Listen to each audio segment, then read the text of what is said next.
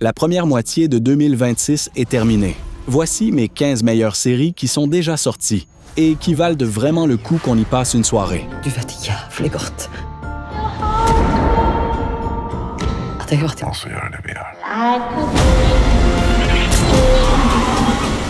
Le polar nordique réclamait depuis longtemps une grande série consacrée à Harry Hole. Et la voilà. On adapte le 5e roman de Joe Nesbø, celui de l'Étoile du Diable, avec un enquêteur génial qui sombre dans l'alcool, juste ce qu'il faut pour pourrir la vie de tout son entourage. Tobias Santelman le joue fatigué et sombre. Joel Kinnaman campe le rival corrompu et entre les deux mijote cette lutte sale à la lisière de la loi qui fait tout le sel du genre. L'ambiance plombée tient surtout à la bande-son de Nick Cave et Warren Ellis. Le bémol honnête, l'alcoolisme du héros est tellement souligné qu'on peine par moments à croire qu'il tienne encore debout au boulot.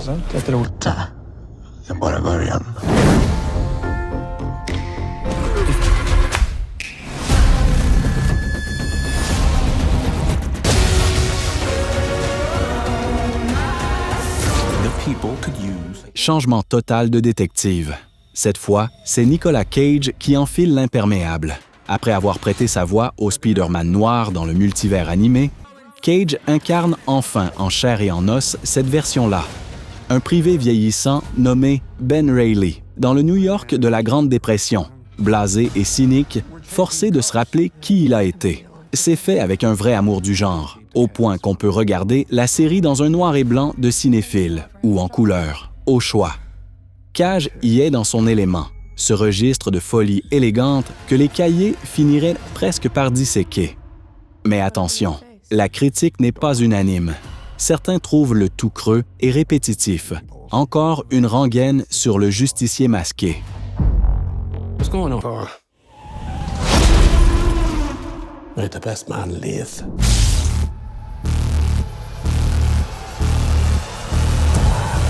Anya Taylor-Joy en arnaqueuse dont le casse tourne mal, c'est à peu près tout ce que j'attendais d'elle.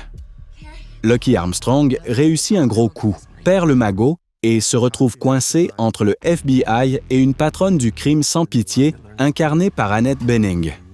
Timothy Olyphant joue le père et au fond bat une histoire de famille déguisée en thriller stylé, tiré du roman de Marissa Stapley. J'ai un faible pour le thème musical signé Fiona Apple, qui s'accroche dès la première seconde. C'est de la lecture d'été en version série. Ça ne réinvente rien, mais ça se déguste tout seul. I don't have it. That's the wrong answer.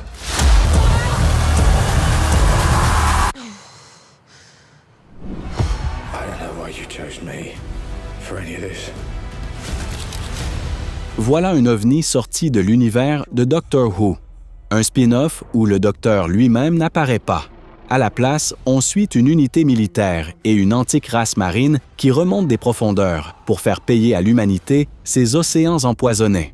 Russell T. Davies signe quelque chose dans l'esprit du vieux Torchwood pour un public adulte, avec Russell Tovey et Gugu Mbatha-Raw en tête d'affiche. L'idée m'intrigue. Mais le chantier autour du projet est trop bordélique pour l'ignorer.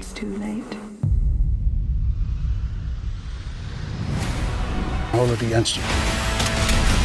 I'll be right next to you. On it. If either one of you want to walk, I won't. Yellowstone s'est terminé, mais l'univers de Taylor Sheridan n'a aucune envie de ralentir. Et voici sans doute sa branche la plus directe. Beth et Rip, le couple que tout le monde adore pour son chaos permanent et son goût de tout faire brûler, débarquent au Texas pour une vie nouvelle qui forcément n'aura rien de tranquille.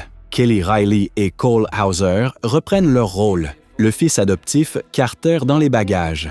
Et en face se dresse une dynastie d'éleveurs texanes menée par le personnage d'Annette Bening, plus un vétéran devenu vétérinaire que campe magnifiquement Ed Harris. C'est du néo-western pur jus pour ceux qui regrettaient les guerres familiales autour de la Terre. Aucune formule réinventée ici, mais les fidèles ont exactement ce qu'ils réclamaient. Welcome to Texas, honey. I won't hold it against you. We're with you. I'll be right next to you. What makes two people soulmates? Some call it.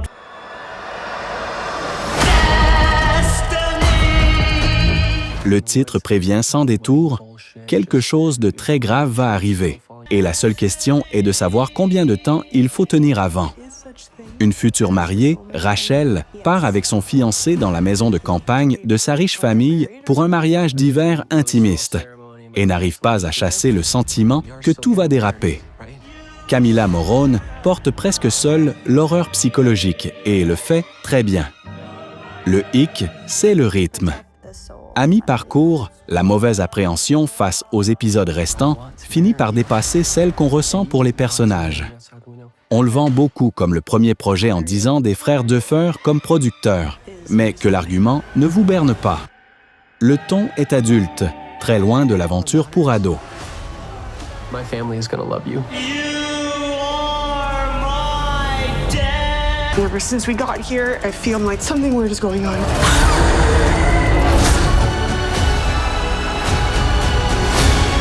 And the Burrows.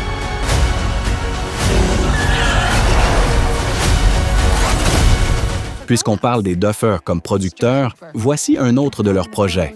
Et là encore, il faut savoir que les vrais showrunners sont ailleurs, du côté des créateurs de Dark Crystal. Le postulat est sympathique. Une résidence de retraités isolée en plein désert du Nouveau-Mexique, où débarque un veuf tout frais.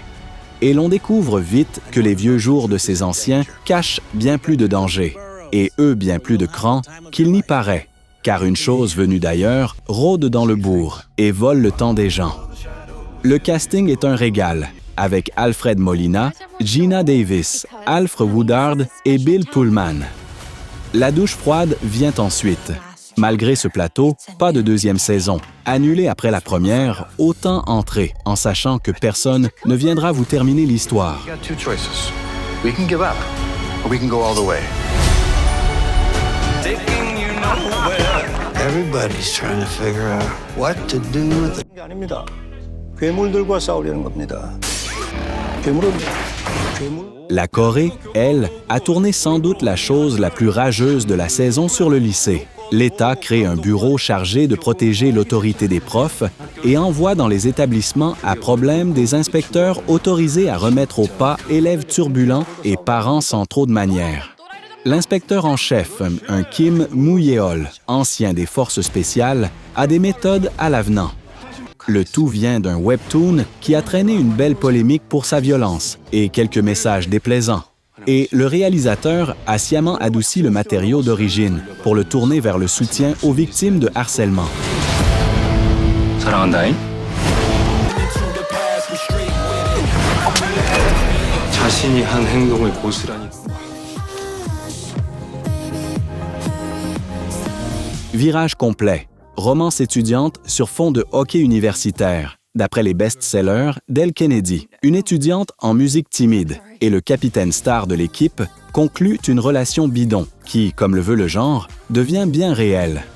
C'est monté en anthologie à la manière de la chronique des Bridgerton, un couple différent par saison. C'est exactement ce que ça a l'air d'être. De la cam confortable pour le public de BookTok porté à l'écran, sans plus d'ambition. Et j'avoue que ce n'est pas ma tasse de thé. Renouvelée avant même sa sortie,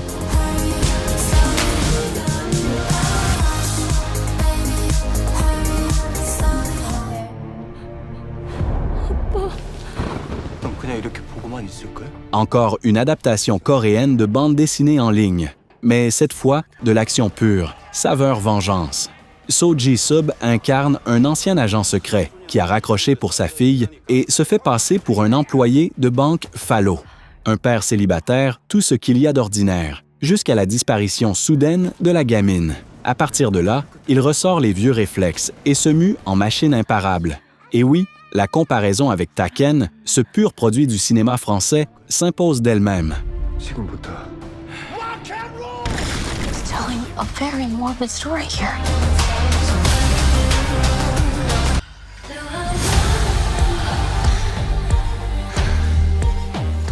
Le thriller part du roman de l'Irlandaise Catherine Ryan Howard et d'une amorce simple mais redoutable. Un couple se rencontre, emménage à toute vitesse.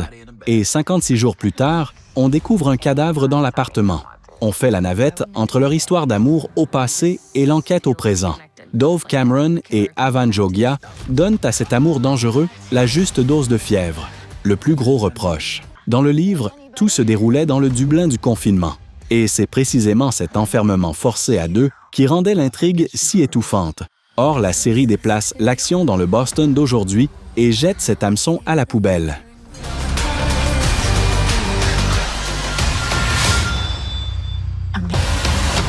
My only job is to sort out what happened to that human in that bathtub. When you eliminate, Sherlock is making friends. Guy Ritchie remet la main sur Sherlock Holmes, cette fois en racontant la jeunesse du détective. Et dès les premières minutes, on nous accueille par une bagarre à main nue dans une cour de prison, ce qui en dit long sur le parti pris. Héros Fiennes Stephen joue un Holmes de 19 ans. Moriarty rôde quelque part.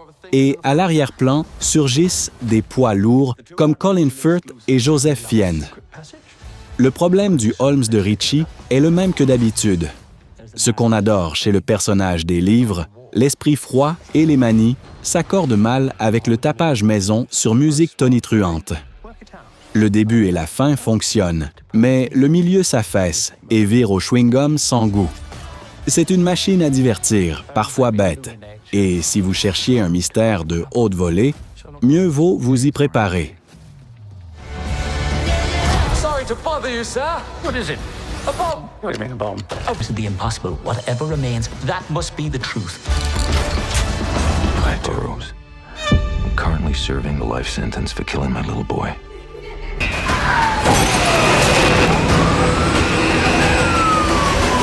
La chaîne de montage des adaptations d'Harlan Coben a recraché un nouveau carton, peut-être le plus retentissant de l'année.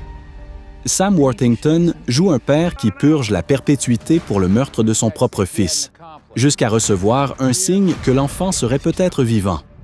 Il s'évade alors de prison pour découvrir la vérité. À ses côtés, Britt Lower et Milo Ventimiglia, et le mécanisme est le Coben habituel. Des retournements en cascade pour seule raison d'être. Détail amusant, c'est déjà la 13e adaptation de l'auteur pour la plateforme, mais la première dont l'action se déroule en sol américain. La formule, je la connais par cœur, et pourtant, elle fonctionne à tous les coups. Les chiffres d'audience ont battu des records parmi les nouveautés de l'année. When did you decide to break out of prison? Kind of just happened. Kind of just happened? Till one day,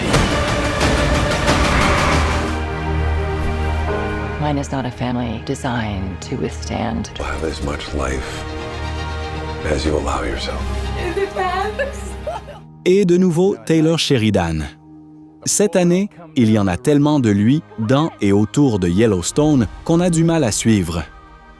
Ce projet-ci fait bande à part. Une famille new-yorkaise s'installe après un drame dans la vallée de la rivière Madison, au Montana. Et au lieu des habituelles guerres de cow-boys, on a un drame lent sur le deuil et le réapprentissage de la vie. Michelle Pfeiffer et Kurt Russell tiennent tout ça au métier, avec Matthew Fox pas loin. Sheridan lui-même parle de son œuvre la plus intime. Et dans son ADN, transparaît un peu dès au milieu coule une rivière. Aucun lien direct avec les Dutton, la barrière d'entrée est donc basse. Not the same, though, as a real hug. No. It's not It's not funny! That's why I'm here. Tall tales. I find it charming myself. She followed him. Pour finir, la plus belle trouvaille de la liste. Le maire d'une petite île de Nouvelle-Angleterre s'entête à transformer ce trou perdu en destination touristique à la mode et ne croit pas un mot des habitants et de leurs légendes sur une vieille malédiction. Sauf que les superstitieux avaient raison. Et les vieux cauchemars se réveillent pile quand les touristes finissent par y paraffluer. Matthew Rhys est formidable en mercoire et attachant. Et derrière, on trouve Katie Dippold et Hiro Murai, dont le sens du ton nous était déjà connu par Atlanta et Barry. Cet équilibre entre horreur et comédie tient ici sans le moindre faux pas. Et ça vaut de l'or. On est à des années-lumière du nanar. la critique a été conquise et, aux récompenses, la série a raflé une belle brassée de nominations, comme en reçoit rarement une œuvre de genre.